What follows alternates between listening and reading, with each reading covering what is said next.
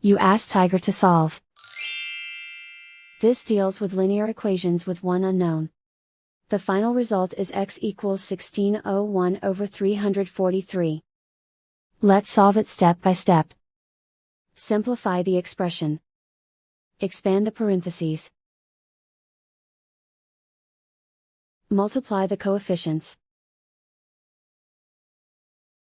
Simplify the arithmetic. Group all constants on the right side of the equation. Add 98 to both sides. Simplify the arithmetic.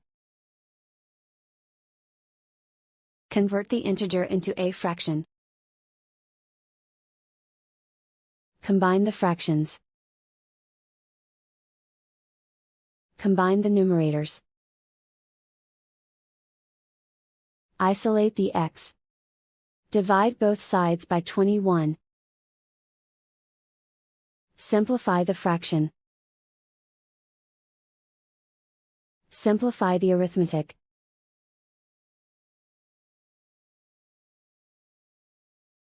And so the final result is x equals 1601 over 343.